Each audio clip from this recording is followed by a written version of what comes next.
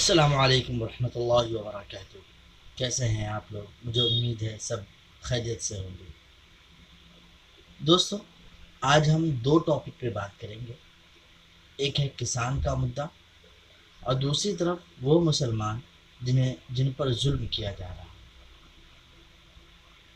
آپ کہیں گے کہ کسان اور پھر مسلمان دونوں ٹاپک کو ایک جگہ کیوں جمع کیے گئے؟ دونوں سے تعلق ہے، وہ کچھ اس طرح کہ آپ کو سمجھانے کی ہم کوشش کرتے ہیں۔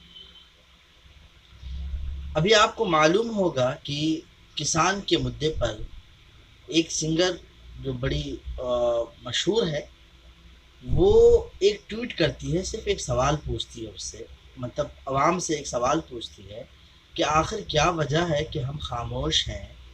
جو پروٹیسٹ ہو رہا ہے انڈیا کے اندر کسانوں کے ساتھ جو ہو رہا ہے، ان کے بارے میں کیوں نہیں بات کرتے؟ صرف یہ کہنا تھا کہ اس کی وجہ سے سارے کے سارے فلم انڈسٹری کے لوگ جو ابھی تک سب کے سب خاموش تھے، اور کئی ایسے لوگ جو وہ بھی خاموش تھے وہ بھی بولنے لگ گئے، یہ کہہ کر کہ ہمارا آنترک معاملہ ہے، ہم جو کریں گے یہاں ہم کرتے ہیں۔ اور دوسری بات ہے کہ ہم کسی پہ مطلب غلط نہیں کر رہے ہیں، ان کو ہم سمجھانے کی کوشش کر رہے ہیں۔ اور بعض نے تو یہ بھی کہا کہ یہ لوگ وہ آتنکوادی ہیں، یہ لفظ بھی استعمال کیا گیا۔ آپ سوچ کے دیکھیے، جو کسان ہیں ان کو آپ ایک آتنکوادی کا بھی درجہ دینے سے پیچھے نہیں ہٹتے ہیں۔ کمال کی بات ہے۔ ظلم تو بہت ہی زیادہ انتہا سے بڑھتی چلی گئی ہے۔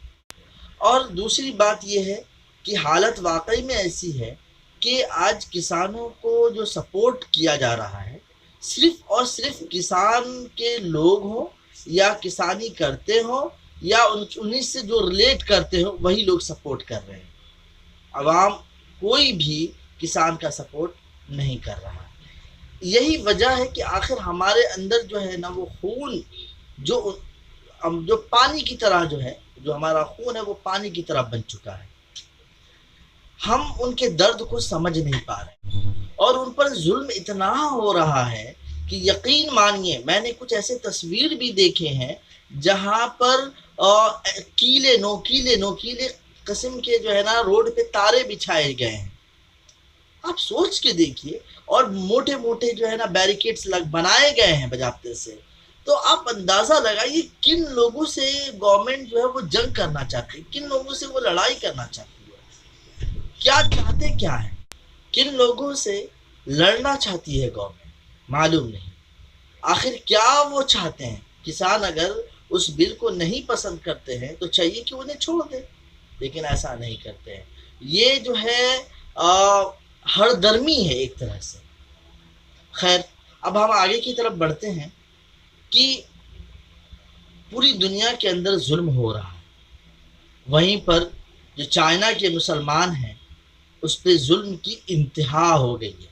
لیکن یہی ورڈ جو آج کسانوں کے لیے ایک سنگر نے استعمال کیا تھا کہ کوئی بھی کیوں ان کسانوں کے لیے بات کیوں نہیں کر رہے ہیں، یہی بات میں بھی کہوں گا کہ آخر کیا وجہ ہے کہ آج چائنا کے مسلمانوں پر جو ظلم ہو رہا ہے اس کے خلاف کوئی بھی بات نہیں کر رہا ہے؟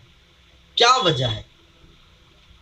اب سوچ کے دیکھیں کہ ہمیں چاہیے کہ ان مسلمان جن پر ظلم کیے جا رہے ہیں، جبراً انہیں مطلب دھرم سے الگ کیا جا رہا ہے، ان کو اور نماز پڑھنے سے روکا جا رہا ہے، انہیں برقع پہننے سے روکا جا رہا ہے، انہیں اسلام چھڑوانے کی کوشش کی جا رہی ہے، ان کو قیدی بنایا جا رہا ہے۔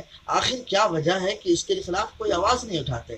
یہاں تک کہ آج میں آپ کو ایک واقعہ بتاتا ہوں، ویگر مسلمانوں کا، یہ بی بی سی کی نیوز ہے، آپ جا کر دیکھ سکتے ہیں۔ حالانکہ کئی ان کا مطلب چائنا نے جو ہے، وہاں کی جو گورنمنٹ ہے اس نے تو یہ بھی کہا کہ یہ ایسا نہیں، کچھ ایسا ہوا نہیں ہے، لیکن میں آپ کو پھر بھی بتاؤں کہ ایسے واقعات پیش آئے ہیں کہ کچھ مسلم عورتوں کے ساتھ اتنا بڑا ظلم ہوا کہ مطلب ایک ریپ کی شکل لی، ایک ریپ ہی کہہ سکتے ہیں آپ، اس سے بھی بڑا بول سکتے ہیں آپ، اس کا بڑا ورڈ ہوتا تو ضرور لگاتا۔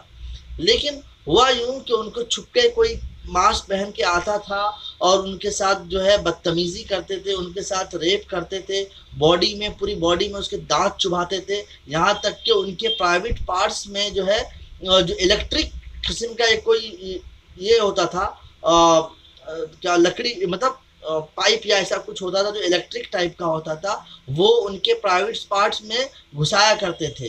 اتنا ظلم ہو رہا ہے کہ مطلب اگر ہمیں تو یہ چاہیے تھا کہ ہمارے آنکھ سے جو ہے خون کے آنسو ہونے چاہیے تھے، لیکن ہمارے جو دل ہے وہ مردہ ہو چکے ہیں۔ آج میں مسلمانوں سے ایک بات کہوں گا، تمام لوگوں سے، کہ ایک بات ضرور یاد رکھیں۔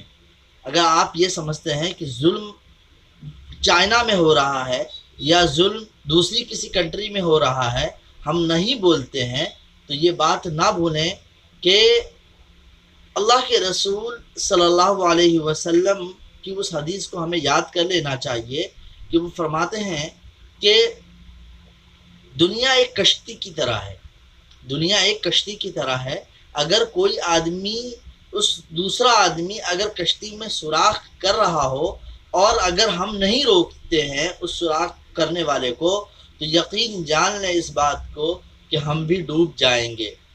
تو یہی مثال جو ہے آپ کو سمجھنے کی ضرورت ہے۔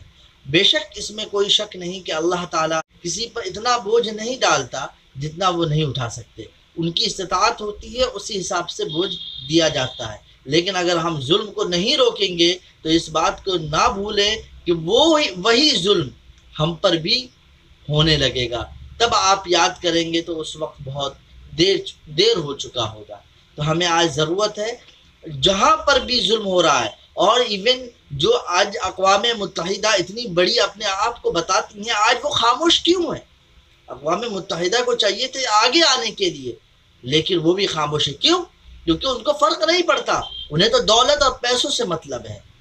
مسلمانوں، ان تمام کو چھوڑو اور ایک ہی جو جہاں پر بھی ظلم ہو رہا ہے اس کے خلاف آواز اٹھاؤ۔ آج کے وقت میں سوشل میڈیا ہے، آج کے دور میں بائیکاٹس ایک طریقہ ہے، ایگزامپل ہے، ایک دوسرے سے لین دین روک دیا جا سکتا ہے، کیا نہیں کیا جا سکتا ہے۔ یہ میں جانتا ہوں کہ ہمارے دل میں دنیا کی محبت اتنی زیادہ ہو گئی ہے کہ ہم کسی بھی چیز کو انکار کرنا پسند نہیں کرتے ہیں تاکہ ہماری دنیا کی آرائش کم نہ ہو جائے۔ ٹھیک ہے، پھر ملیں گے اگلی ویڈیو میں، اپنا خیال رکھیں۔ السلام علیکم ورحمۃ اللہ وبرکاتہ۔